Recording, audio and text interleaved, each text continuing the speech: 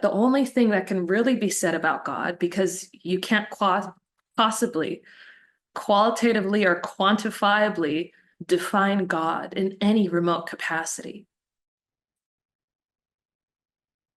But what we could possibly say about God is that God is infinite awareness. God is infinite and eternal. And it is that same infinite awareness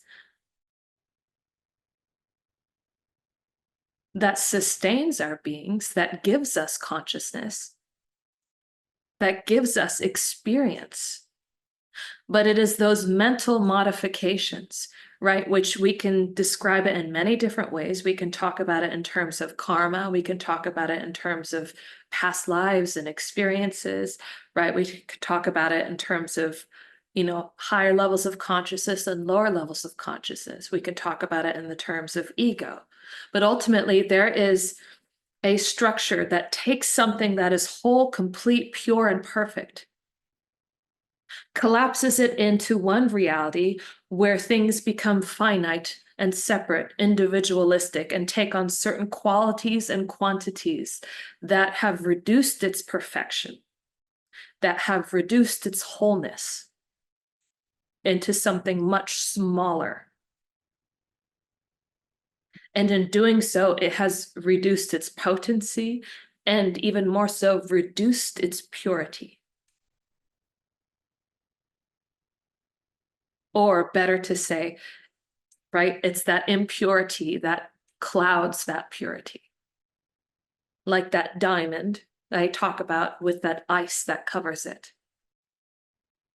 Because definitely our individual consciousness is not strong enough to have any impact on that pure divine awareness, on that pure divine consciousness. So we can't make it impure. We can't possibly alter it in any level of our capacity to do anything.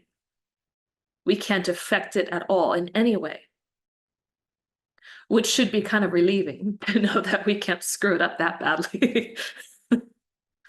But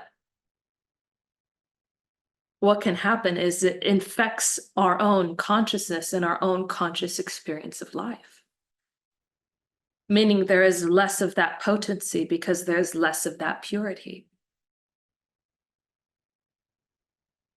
We carry less power with us. We carry less actionable ability. We carry less of that catalyst that can make things happen.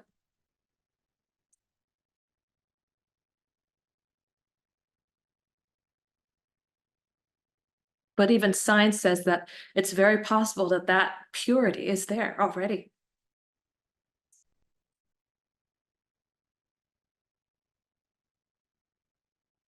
I've said this before, it's not like God is not with you. It's not like God is absent from your life because you can't feel God and you can't experience that grace in your life. It has nothing to do with God being present or absent, because then that would mean that God isn't perfect.